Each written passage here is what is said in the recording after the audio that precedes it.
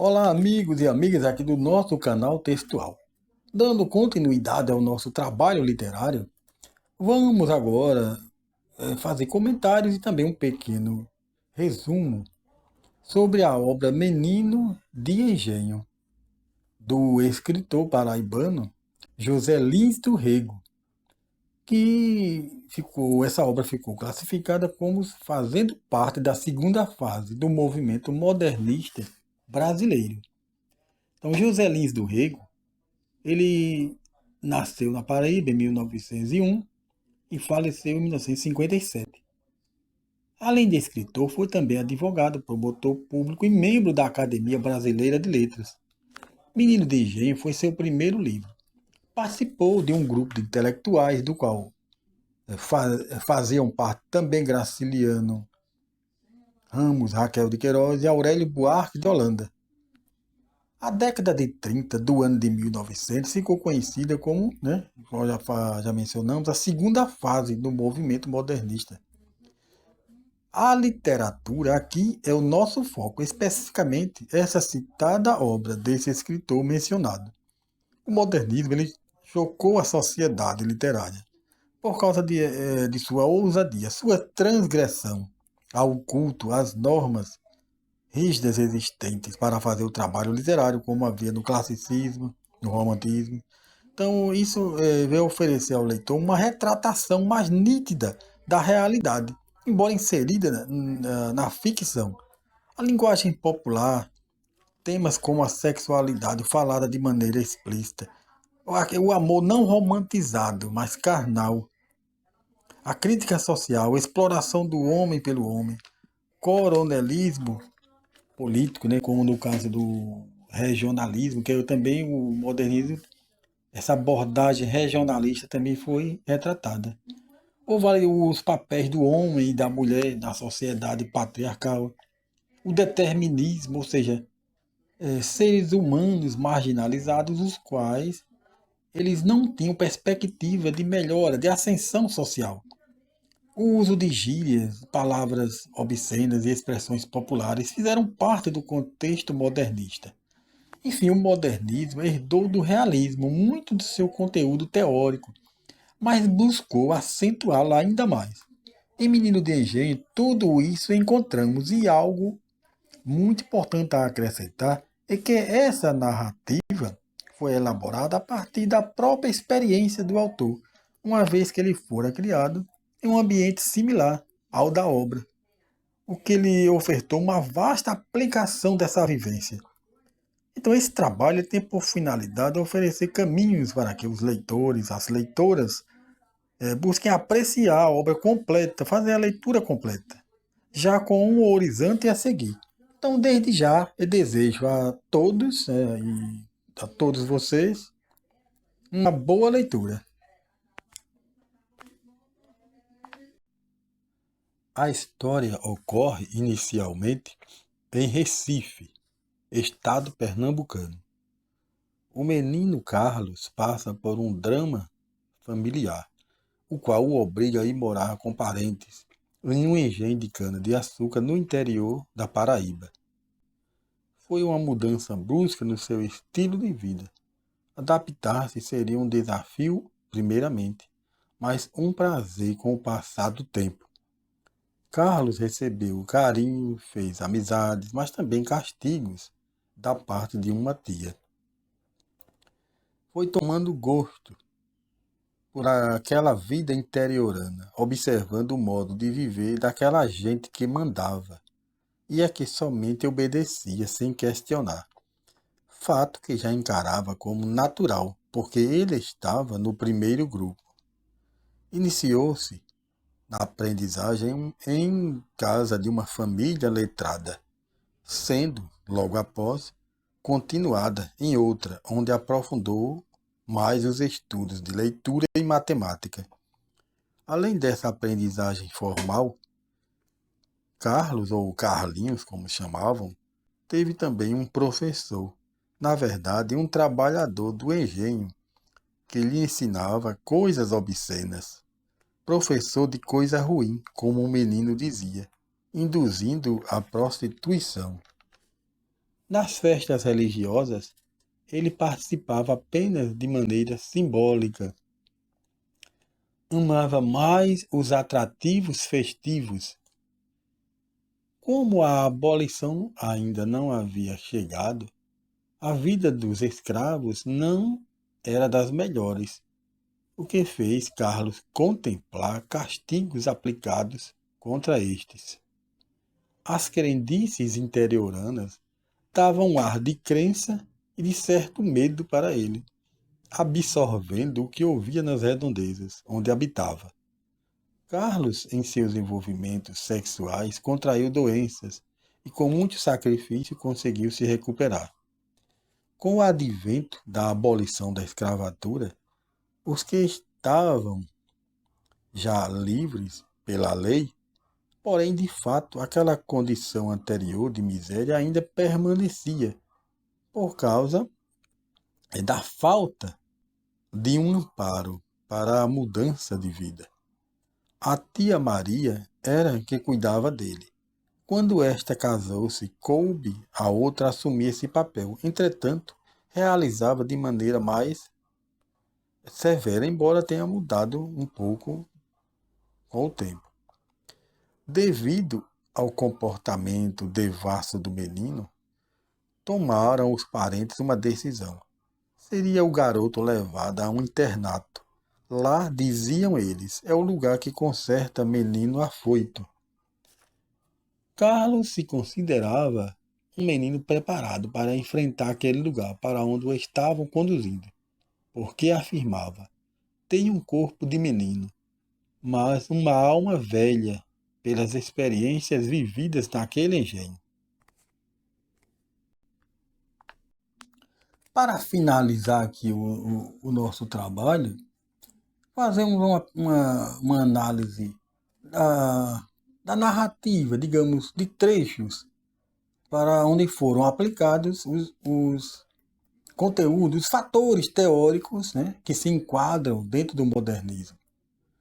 Então, logo nas 5 primeiras páginas, né, observamos uma tragédia familiar. O assassinato da mãe pelo pai por motivos mesquinhos. A violência familiar já é escancarada, desnorteando aquele amor exaltado, aquele amor angelical da escola romântica, aquele amor puro. Fato este que ele levou o menino a sair da convivência de seu lar e morar com parentes. Também. Então, o uso de expressões populares observa-se também durante todo o enredo. Pude citar, escolher aqui uma como este menino é a cara da mãe, uma expressão popular, demonstrando que a aparência física. Então, esse fazer literatura de um modo diferente. Quando nas outras escolas, como o classicismo, o romantismo, era algo mais erudito. Então, outra expressão, você precisa ficar matuto.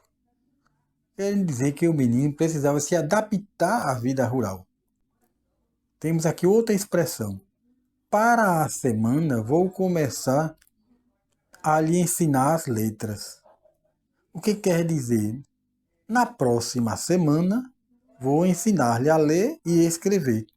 Então, são expressões que rompem com o rigor acadêmico exigido, né, em outras escolas literárias, como já citei.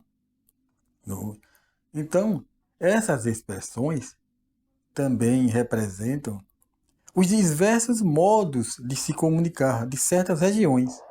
É o que trata no regionalismo, que o modernismo buscou também os contextos regionais, seus valores culturais e sociais. Outra característica marcante, né, dessa escola. As crendices populares estão inseridas também neste contexto.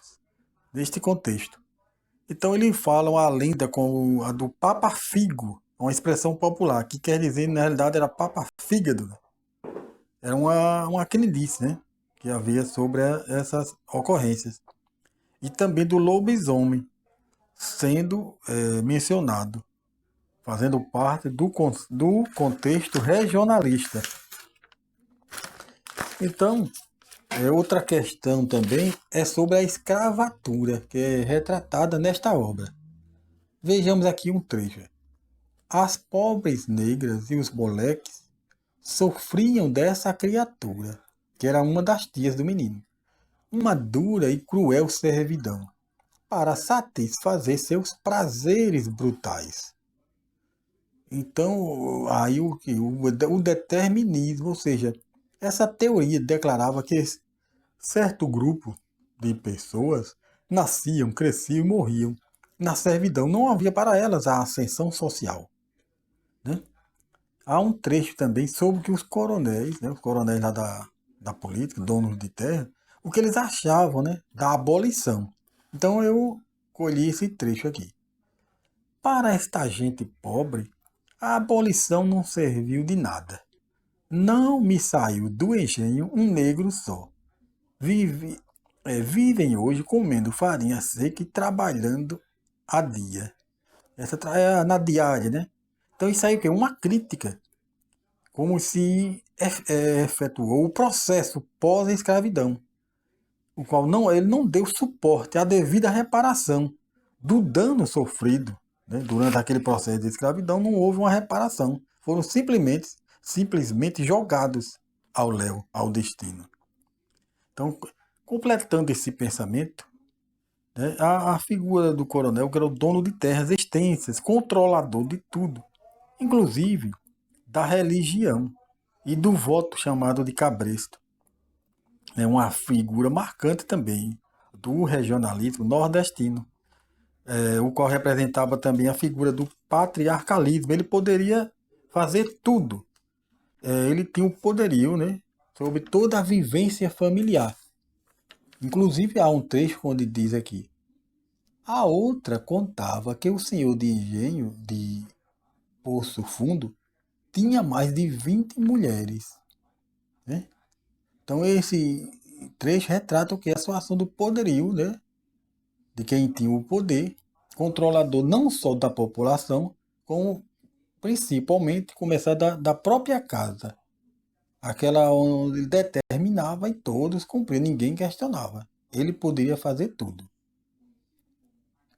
Outro trecho sobre o determinismo é uma expressão, né, que faz uma denúncia sobre a aplicação desse modo de viver.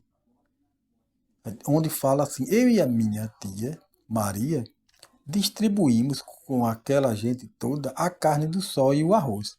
Eles pareciam felizes, muito submissos e contentes com o seu destino. Quer dizer, eles estavam predestinados a ser daquela maneira, miserável, até o fim. Então, o tema da violência doméstica, novamente, é explícito. Quando o menino Carlinhos estava sendo ensinado, né, pela esposa de um coronel chamado Dr. Figueiredo. E como o menino Carlinhos era também da classe de senhor de engenho, ele foi aprender as primeiras letras com a esposa do Dr. Figueiredo. Então o menino, ele observou, ele disse: ouvi no interior da casa um ruído de pancadas e uns gritos de quem estivesse apanhando. Compreendi então que a minha bela Judite apanhava do marido. Isso foi em referência, né, da esposa do coronel Figueiredo, a qual é quem dava aula para o garoto. Então, muitas coisas são encontradas, né? Quando a gente lê uma obra literária, observando esses fatores. Claro que primeiro é a leitura, você desfrutar, a gente tem que desfrutar da história e tomar o nosso posicionamento crítico, né? Analisar. Mas como a literatura ela foi classificada em diversos movimentos literários, diversas escolas. Então a modernista tratou disso aí. Temas também da injustiça social, a injustiça jurídica, também imperava, né? Era o coronel quem determinava, quem seria, no caso do regionalismo nordestino, né? Determinava quem seria punido ou inocentado. Muitas vezes culpados não respondiam pelo crime, né? Enquanto que inocentes eram penalizados. Também há uma crítica ao modelo educacional vigente. A escola era considerada um local de cumprimento de sentença. Então, a temática da sexualidade, da prostituição, o prazer carnal, indo de encontro ao amor puro, né, angelical, exaltado pelo romantismo. O cangaço, também nessa obra, tem a parte que tem uma hora que um cangaceiro vem visitar a cidade. Então foi colocada a figura do cangaceiro por ser tipicamente da região nordestina, né? O fator regionalista novamente inserido no contexto desta obra. Então, o latifúndio é escancarado. Os coronéis possuem grandes extensões de terra, enquanto que o povo vive sobre seu domínio nas suas terras, direto ou indiretamente, mas todos naquela situação subalterna. Então, e o menino Carlinhos, ele estava ciente de que ele fazia parte dos dominadores. Achava natural ver aquele povo na miséria. Foi para isso que eles nasceram, para servir, e ele para ser servido. Ele pensava. Então, o menino Carlinhos, que é o protagonista, né, da história, mas vamos observar um fator extremamente importante. Ele é um herói? Não. Ele é o protagonista da história. Mas não é um herói, porque ele faz perversidades contra animais. Ele apronta muito, igual eu falo na maneira popular, ele apronta muita coisa. Até, então é isso. Então ele é um anti-herói. Isso tem tudo a ver com o Macunaíma, né? Aquela também que faz parte do modernismo. Que o Macunaíma era um chamado herói sem caráter. Então o Carlinhos também tem esse lado de ser o protagonista, mas não ser um herói. E isso é uma característica do modernismo. Ele desbancou aquele herói lá do romantismo, do classicismo, que tinha a honra, o herói que lutava pela honra. Então a figura do anti-herói é uma desconstrução também, outro fator do modernismo, né? Uma desconstrução de como que a sociedade não era daquele modo, como se pensava, como se escrevia. Então as mazelas, embora não sejam boas, não seria bom se não existissem, mas elas estavam lá. E a literatura, a partir desse movimento do modernismo, né, já começou um pouco com o realismo, né, e o naturalismo, mas o modernismo escancarou ainda mais. Então, desde já eu agradeço a todos vocês aí que fazem parte do nosso trabalho de pesquisa. E aconselho sempre a ler a obra completa para cada um tirar também as suas conclusões. Então, até a próxima.